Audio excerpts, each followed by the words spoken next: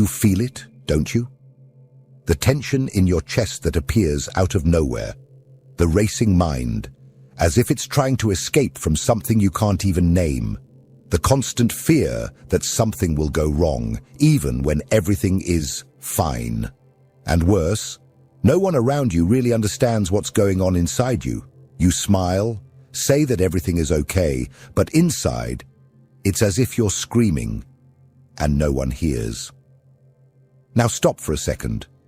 What if I told you that this anxiety that consumes you every day is not the real problem?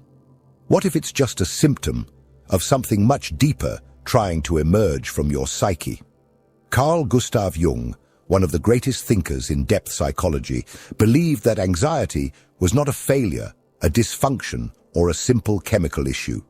For him, anxiety was a call from the soul, a sign that parts of you have been neglected, suffocated, or denied for so long, that they are now trying to resurface with full force. Have you ever wondered why you feel so much anxiety for no apparent reason? Have you ever asked yourself why, even when trying to control your thoughts, meditate, breathe deeply, or follow shallow advice like, think positive? The feeling remains, like an invisible presence chasing you. Perhaps it's because you're trying to kill the messenger without listening to the message. Jung said that neurosis is always a substitute for legitimate suffering. In other words, anxiety arises when you flee from something that needs to be faced. An old pain, an uncomfortable truth, a part of you that you locked in the basement of your mind, thinking you would never have to confront it again. But the psyche has a different plan, and anxiety is the alarm. This video is not a shallow self-help manual. I'm not here to tell you that everything will be okay, because it might not be if you keep ignoring what your soul is trying to say. This video is a mirror, and if you have the courage to look into it until the end, you might find something that no one has ever shown you, the true meaning of your anxiety, and how it can transform from enemy to guide. So, the choice is yours. Will you continue to run away, or will you look into the eyes of what haunts you? The anxiety you feel is not random.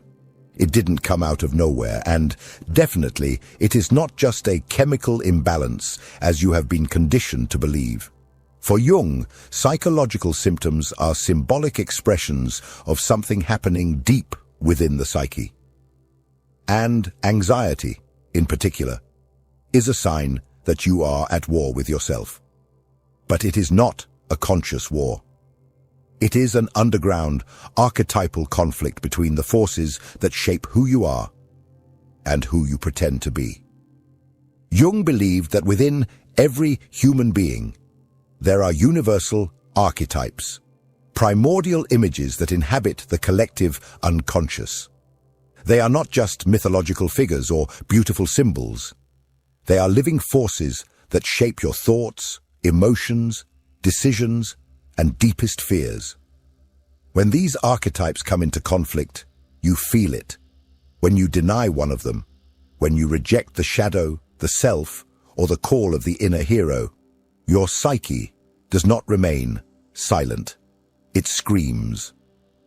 And the most common form of that scream is anxiety. Anxiety is not caused by overthinking. It is caused by disconnection. When the ego, the part of you that identifies with the social mask, with routine, with control, loses contact with the unconscious, an internal crack is born. You feel insecure, even without reason. You feel fear of the future, even when everything is relatively fine.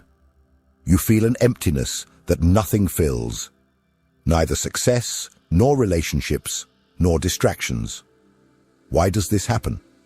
Because the unconscious is trying to restore balance. It is trying to get your attention. When you live only to meet external expectations, to maintain an image, to follow a script that you didn't even write, you are denying your